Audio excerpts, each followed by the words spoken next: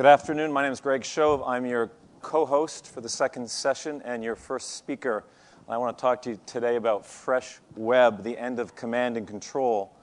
We think we live in this world, so we have been managing our brands this way, with a tremendous amount of precision, like NASA manages a space shuttle launch. But in fact, we now live in this world. It's a map of the internet done by a guy called at the Opti Project. It's about 5 years old, actually. It's out of date. But as you can see, some bright stars, but increasingly a lot of little stars in terms of the internet infrastructure and how information is kind of flowing across the web. We were just getting used to blogs, even blogs at runway shows.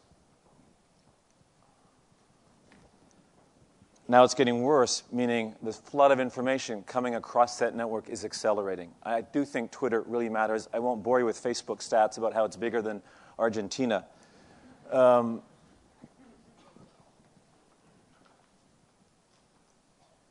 What's happening is a flood of opinion, advice, and intention. A lot of it is digital exhaust. You don't need to know as a marketer that I broke up with my girlfriend last night. That's digital exhaust, right?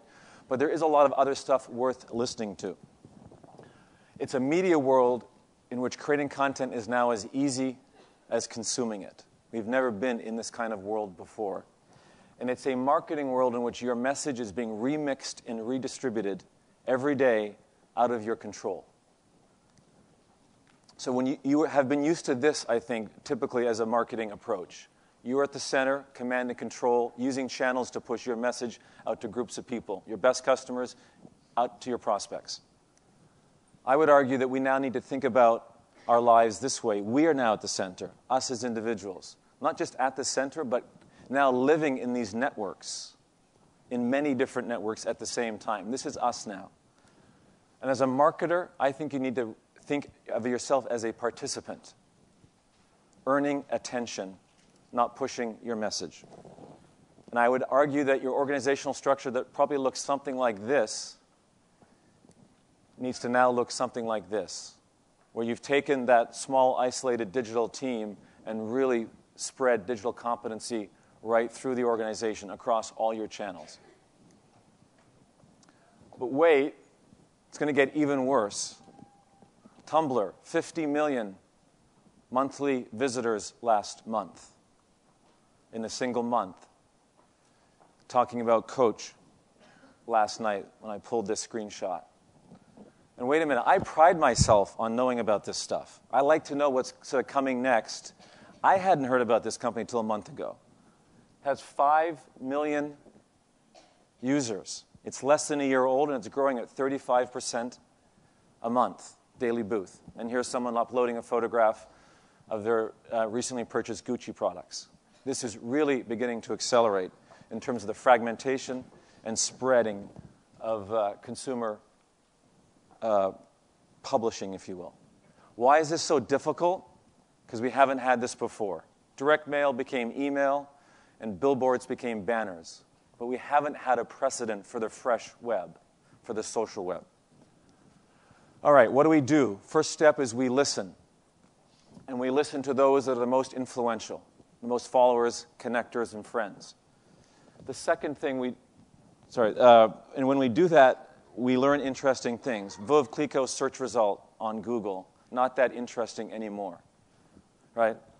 Veuve Clicquot's search result on Twitter gets pretty fascinating very quickly. What's the price of it, where it's for sale, what people think about it, what they're doing when they drink it, what they should be doing when they're drinking it. A lot of stuff about your brand you'll now find on Twitter. Step 2, leverage. Leverage means get in and participate, and I think in this way. Here are my recommendations. Be authentic, realize it's two-way, deal with what comes back, don't dabble. You need to go the distance with this stuff. Don't come in for 90 days or 6 months and then get back out again. I think you really have to commit.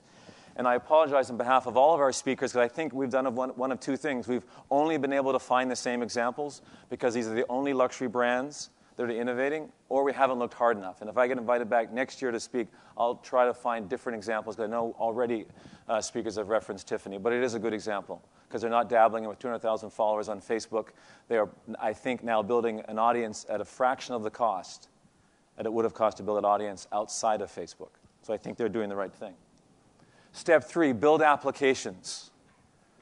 I believe now what the Fresh Web allows is you to build things on top of it that are useful to consumers, that educates them, inspires them, entertains them. Henry mentioned this this morning in terms of what we can do with consumers. And I think the Fresh Web enables that. For example, I think this is an interesting, cute application from Volkswagen. If you are a Twitterer, if you have a Twitter account, you can put in your Twitter name. It will wait a few seconds. It will analyze what you've been tweeting about and come back and recommend what model car you should be driving from Volkswagen. I got the Beetle. I'm not sure what that says about me, but or this one, which is Halogen built this recently, sucking in all the Twitter real-time comments about fashion and fashion brands and helping consumers sort, filter, and know and see what brands are sort of trending up or trending down. So building applications on top. Step 4, rinse and repeat. Do it all again. Don't punish failure. Go quickly and establish performance metrics, which is probably the hardest thing to do, I would admit. The stuff is easy to talk about. It is harder to measure. But step 4 is to repeat. Remember, this is a point that Peter Horan, earlier this morning. I think we had to move over it too quickly. Don't spend all your energy trying to bring people back home. And I would argue that if 80% of your design, development, and technology budget is building a homepage or sort of .com, that's too much. Bring that down to 50 and deploy that investment elsewhere, meaning elsewhere on the network, where people are, not where you want them to be. So go where they are, into their homes and into their networks. And of course, it's luxury. Design, style, visual still matter, even in a fresh, social, fragmented web. Look and feel is still important. Are you ready? How do you self-assess? Culture, internally, do you have the culture that will tolerate failure? Secondly, is your team ready? Do they get this stuff? And most importantly, do they have any clout or budget inside of your organization? I think often not when it comes to digital teams. Do your technology vendors build things in 4 weeks or not 4 months? This is a very fast, iterative environment now. And finally, your media partners, are they selling you media or distributed engagement? Gina showed this morning a distributed engagement application. And that's what I think you should expect of your media partners. Chaos or opportunity? Depends on, I think, your outlook on life. Let me tell you a personal story why I think it's opportunity for all of us. 2 years ago, reading Seth Godin's blog. You might know him, kind of marketing guru guy. And at the time, I was probably wearing a Keton jacket, which is the jackets I normally wear. My wife thinks that I look pretty decent in them. So I've stuck with that label for about 10 years. From Seth's blog, I hopped to Hugh MacLeod's Internet Cartoon Cards blog called Gaping Void, which I check in at least once a week. And from Hugh's blog, I learned about Thomas Mahone, a Savile Row tailor that maintains a great intimate insight and sort of look inside of what's it like to be a Savile Row tailor called English Cut. And from that blog, on Wednesday, I picked up my jacket, which I'm wearing. Hopefully you think, thank you. English, so they cut a little, close to the body. They actually shorten the sleeves. They like to show the French cuff a little bit more than the Italians. But this is the world in which we now live, fresh, distributed, fragmented.